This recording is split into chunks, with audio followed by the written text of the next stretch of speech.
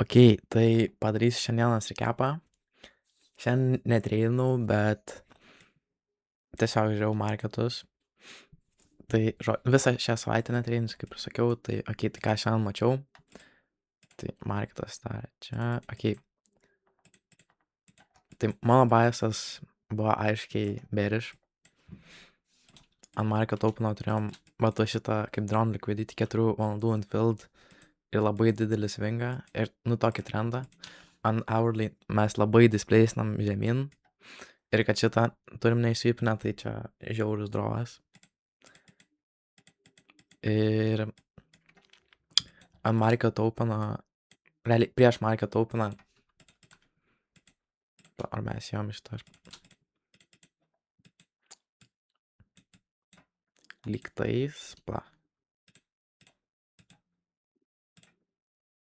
čia tas valandinis fair value gapas. Jo, ėjom per pre-marketą, tada resvipinam tą high per market openą. Ne, čia 1 minutę prieš market openą, taip. Ir tada iš karto reaktinom ir įėjom į daug šitų fair value gapų. Dar ko aš nenaudoju labai, tai SMT sudarėm, bet tai nėra labai svarbus dalykas mano strategy. Bet žodžiu, su žiauriai dideliu displacementu displacinam šitą. Ir čia stopsai. Ir tiesiog 1/1. Tai būtų toks tradas geras buvęs. Norėčiau sakyti, kad aš tokį teikinčiau, nes tikrai pagal visas taisyklės. Nes kodėl aš feidinu tą savo biškį bearish biasą, nes per šitą didelį displacementą 1 minutės mes ėjom į internal range ir aš norėčiau tada va šito invalidationą, kad galėčiau bearish būti, nes praėjom va šitą internal range turiu omeny. Tai mes tada, kai jį praeinam prieš užsiklausinus candle, tai jau tada reikėtų šito aukščiausio time frame'o verso. Tai va šitą matau. Vienintelis. Ne vienintelis, o nuo kurio dar galime reaktinti, tai reiktų šitą inversinti. Bet tada jau RR'as žiauriai prastas. Ir jo, tai žodžiu, dar kada situacija būtų, kada galima vėl shortinti, tai būtų reikėjo laukti va šito resvypo, ką čia ir gavom, po to turėtume va šitą fair value gapą invalidatant su geru displacementu, kad eiti shortą, bet to nepadarėm.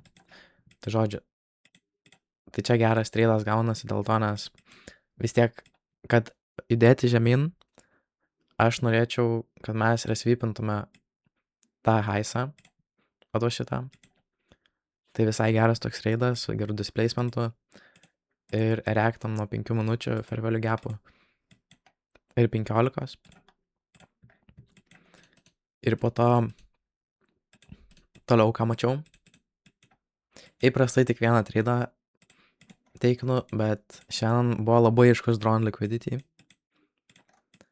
Nebeturėjom kur daugiau movinti. Šiaip dar turėjom, ar nebuvom suformavę, man rodos dar nebuvom suformavę. Turėjom čia 4 valandų, bet tikrai nemaniau, kada eisim iki ten, čia labai toli.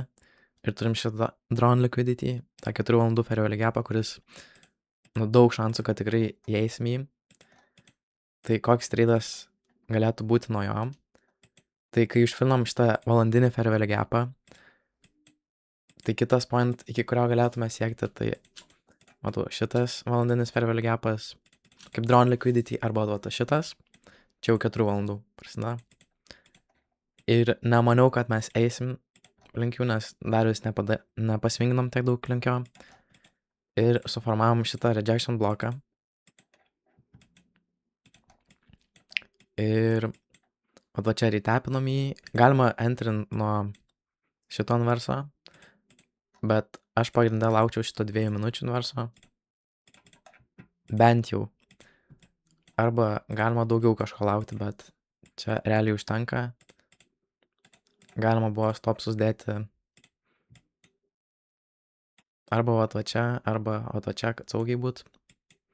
Ir tiesiog targetint tą 4 valandų unfilintą Ferrari gapą. 1.4 RR. Tai aišku, vėl norėčiau sakyti, kad aš teikinčiau šitą, nes pagal visas taisyklės labai patiko šitas treidas. Bet neteikinu, nes netreidinu šią savaitę, tai tokią pertrauką darau nuo treinimo. Šios savaitės pertrauką. Kitą savaitę grįžtų marketus. Ir jo, šiaip dar čia buvo šitas 5 minučių rejection blokas. Jį irgi, tai kaip ir 15 minučių tepininam jį ir pradėjom reaktinti. Tai jo. Toks realiai geras treidas. Labai aišku šiandien. Labai patiko šiandienos pasiekšinas. Net nepalyginsiu su praeitom dienom. Ir jo. Tai patinka šiandien, ką matau. Tikiuosi taip ir dažniau marketai bus ir grįši savo ritmą, kurio man reikia, kad treidinčiau. Jo. Realiai daugiau nėra nieko ką pasakyti. Tai ačiū visiems, kas žiūrėjot. Tai susitiksim rytoj.